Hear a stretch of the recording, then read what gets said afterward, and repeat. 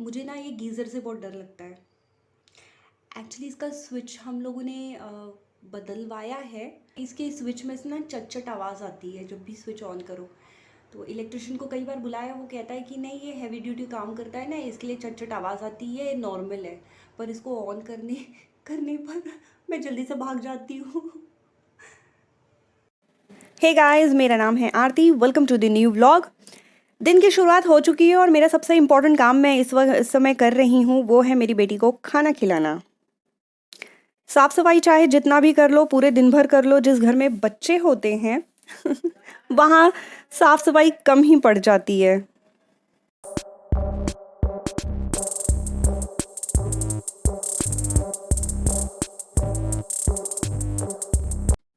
Actually मुझे साफ सफाई करना बोरिंग भी लगता है। The same old routine.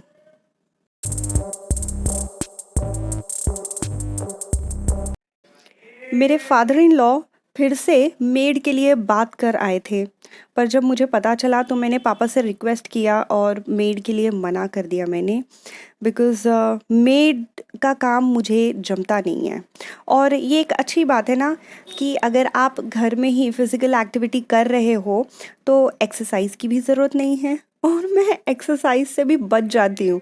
अगर मेड रख दिया तो भाई फिर तो हस्बैंड के ताने रोज़ सुनने पड़ेंगे, अरे योगा नहीं करते हो तो जैसे कि आप देख रहे हैं, इस समय एक चूहा है मेरे बेड पर, और मैं जब भी बेडशीट लगाने लगती हूँ तो ये मैडम मेरी हेल्प करने के लिए आ जाती है। और अब क्या कर सकते हैं, इनको पता ही नहीं है कि मम्मा का काम जो 5 मिनट में होने वाला है वो उसके लिए मैं 15 मिनट लगा देती हूँ।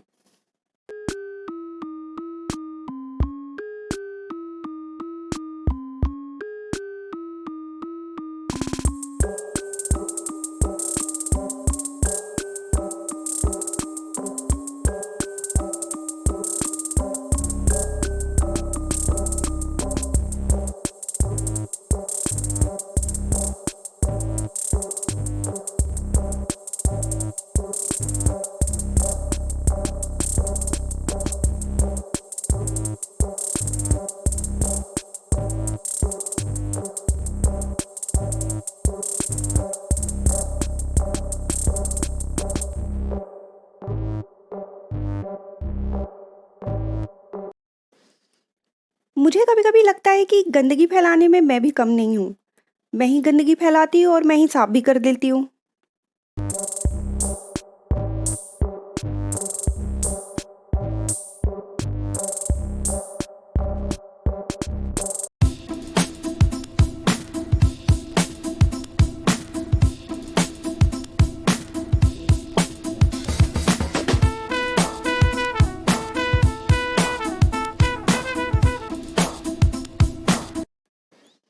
तो लो भाई, यहाँ का बेडशीट भी चेंज हो चुका है।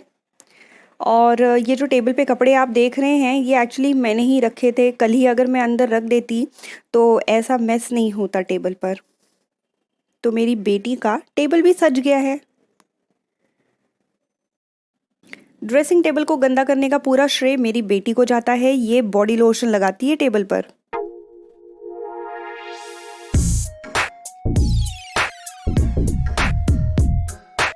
मैडम को इसी स्टाइल से टॉवल लपेटना होता है, कोई और स्टाइल इनको पसंद नहीं आता है। ये काम मेरा बहुत लंबा चलता है। ये मुझे तैयार करने भी नहीं देती है और इसको तैयार होना भी होता है। इसे क्रीम नहीं भी लगाना होता है और लगाना भी होता है। इसे डायपर नहीं भी पहनना होता है और पहनना भी होता है। तो इतना इरिटेट कभी कभी ये कर देती है कि मैं 15-15 मिनट, आधे घंटे मुझे यहाँ पे बैठकर इसको समझाना पड़ता है और फिर जाकर मैडम रेडी होती है। कभी कभी इनको शौक आता है कि नहीं, कपड़ा मुझी को पहनना है, और फिर मैं इसको दे देती हूँ कि भैया ट्राई कर लो। और जब नहीं होता है तो इरिटेट होती है ये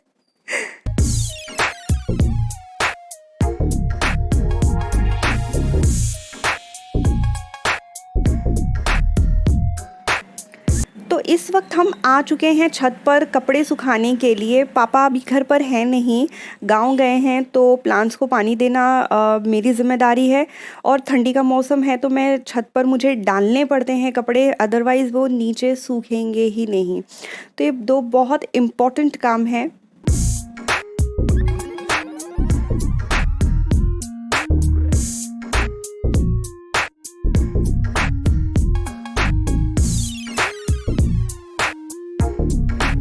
वैसे बच्चे जब आगे बढ़ते हैं मम्मा की हेल्प करने के लिए तो ये तो अप्रिशिएट करने वाली बात है, लेकिन थोड़ी हेडेक वाली बात भी हो जाती है, क्योंकि मुझे आगे और भी काम करने होते हैं। और फिर जब मेरी बेटी बोलती है मुझे पानी डालना है, तो इसका मतलब है कि वो अपना आधा कपड़ा भी भिगोएगी। यहाँ से नीचे जाने के बाद उसका पैंट मैंने चेंज किया, उसके सॉक्स मैंने चेंज किया, नहीं पैंट नहीं चेंज करना पड़ा, उसका सॉक्स मुझे चेंज करना पड़ा था, क्योंकि बहुत बचा कर आधे से ज़्यादा प्लांट्स में मैंने पानी डाल दिया, पर कुछ प्लांट्स में उसको पानी डालना था, तो फिर मैंने उसे अलाउ कर दिया। हमारा लंच हो चुका है और इस वक्त मैं उसे स्टोरी सुना रही हूँ ताकि वो सो जाए, दोपहर का टाइम है। तो यहाँ हो रही है डिनर की तैयारी। Madam, can you please transfer my call to the dental department?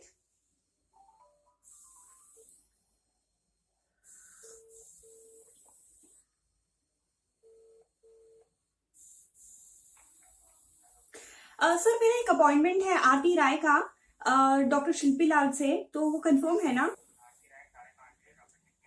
Yes. Okay fine, thank you.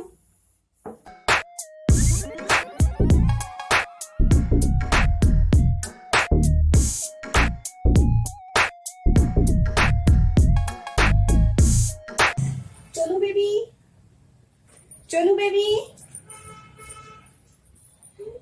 बाहर घूमो। लंच हो जाता है। चलो बेबी, यही बैठो, मैं आपको जैकेट पहना देती हूँ, मैं आपको जैकेट पहना देती हूँ।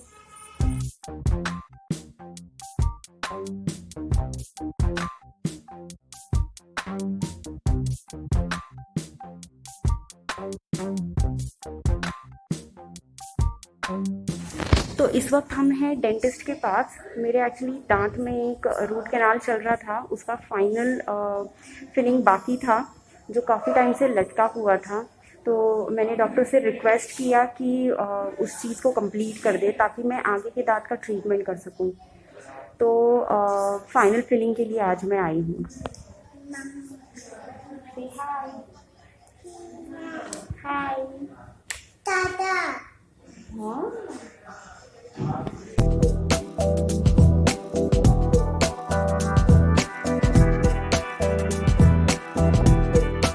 फाइनली हम आ गए हैं घर पर। डेंटिस्ट के पास गए थे। एक्चुअली मुझे कभी भी दांत से कोई तकलीफ नहीं थी, पर 2 साल पहले मुझे हल्का सा तकलीफ महसूस हुआ यहाँ आगे वाले दांत में।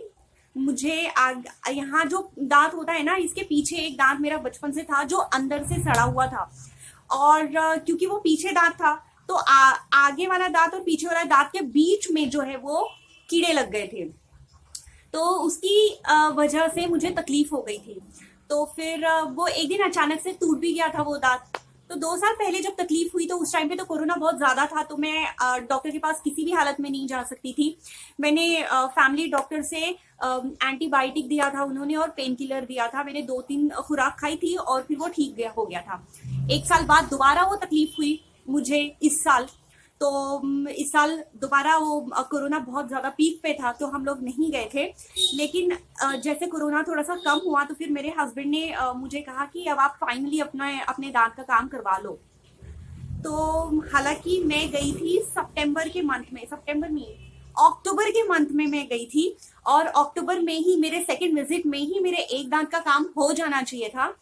लेकिन आई डोंट नो व्हाई, पर मुझे ऐसा फील हुआ कि ये डॉक्टर्स पैसे बनाने के चक्कर में मेरा पूरा काम कंप्लीट नहीं कर रहे हैं। जो काम सेकेंड विजिट पे होना चाहिए था वो 3-4 विजिट करने के बावजूद काम हुआ ही नहीं। डॉक्टर हमेशा सिर्फ ये देखते थे दांत को और कहते थे काम कर लो पीछे वाला दांत भी दिखा लो, एक काम करो पीछे वाला दांत भी दिखा दो।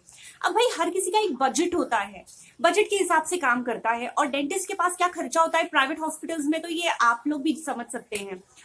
तो मैं तो थोड़ा सा टाल रही थी। एक टाइम को तो मैंने सोचा चलो कर लेते हैं, दूसरे डॉक्टर को भी दिखा दिया, क्योंकि ये मेरी जो डेंटिस्ट है उन्होंने कहा कि ये पीछे का दांत का इलाज मैं नहीं कर पाऊंगी, वो दूसरे सर्जन को आपको दिखाना होगा। तो सर्जन को दिखाया। फिर मेरे फादर इन लॉ एक्चुअली मुझे कह रहे थे बेटा डेंटिस्ट सारा काम कर लेता है, ये सर्जन के पास आपको क्यों भेजा, आपको जरूर घुमा रहे हैं, आप दूसरे डॉक्टर को ढूंढिए। पर फिर मैंने सोचा यार एक छोटा सा 2 साल का बच्चा है, मैं उसको घर में छोड़कर या उसको साथ लेकर मैं कहाँ कहाँ भटकूंगी। तो फिर इस बार जाने से पहले मैंने फाइनली एक बार डॉक्टर से बात किया। मैंने डॉक्टर से रिक्वेस्ट किया कि डॉक्टर मैं अपने बात के पीछे दूसरे दांत का काम मैं बाद में करूंगी, आपसे रिक्वेस्ट है आप इस दांत का आप परमानेंट फिलिंग कर दीजिए। उन्हें बोला ठीक है आप आ जाइए। जब ये कंफर्मेशन मिला तब जाकर मैं गई हूँ, आज परमानेंट फिलिंग हो गया है। Oh my God, you know what she is having right now? Actually मुझे इसे देना पड़ा क्योंकि इसके पापा ने कह दिया कि हाँ दे दो, और अगर नहीं दे दी तो ये लोटपोट करने लगती। मैंने ऑमलेट बनाने के लिए एग तोड़ा था और उसे वो कच्चा खाना था। अब मुझे समझ में नहीं आ रहा मैं कैसे दूँ। And you know what she saying, very nice. ये बच्चे भी ना कार्टून होते हैं।